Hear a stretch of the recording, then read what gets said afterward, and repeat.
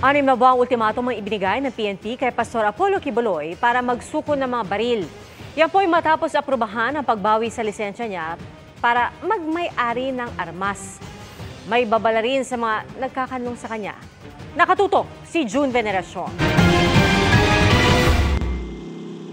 Wherefore, foregoing considered, the license to own and possess firearms and firearms registration of Apollo Carion Kibuloy are hereby revoked immediately. Ito ang nakasaad sa 3 pahinang resolusyon na pinirmahan ni PNP Chief Romel Francisco Marbil sa ilalim ng Comprehensive Firearms and Ammunition Regulation Act.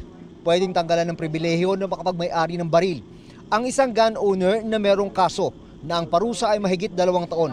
Mas mabigat pa dyan ang mga parusa sa mga kasong child and sexual abuse at qualified human trafficking na kinakaharap ni Kibuloy. Dahil sa revocation order na pinirmahan ni PNP Chief Romel Francisco Marbil, may tuturing ng loose firearms ang 19 na baril na nakapangalan kay Pastor Apollo Kibuloy. Binibigyan sila ng 6 na buwan para isuko ang mga ito.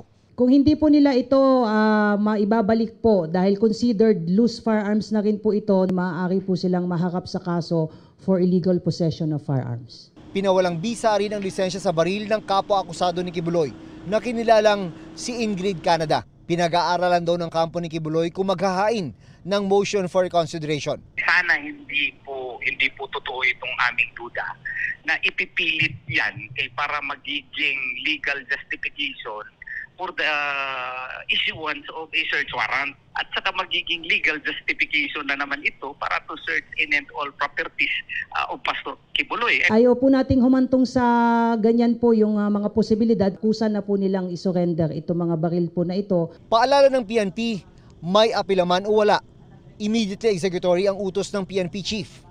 Hindi pa rin naaaresto ng mga otoridad si Kibuloy at hinala ng PNP, posibleng may nagkakanlong sa kanya. Babala ng pulisya, mananagot sa batas ang mga tumutulong sa kanya. We have to also understand na yung subject po ng warrants of arrest na ito also has a vast resources na nagagamit din po niya sa kanyang pagtatago. Humingi na rin ang mga prosecutor ng whole departure order laban kay Kibuloy. So once you have a respondent or an accused that is a flight risk, especially given the resources that this person has, then the prosecutors are very diligent in making sure that that doesn't happen. No, that the accused is able to leave the country without actually facing the allegations in the proper forum. Para sa GMA Integrated News, June Veneracion, Nakatutok, 24 Oras.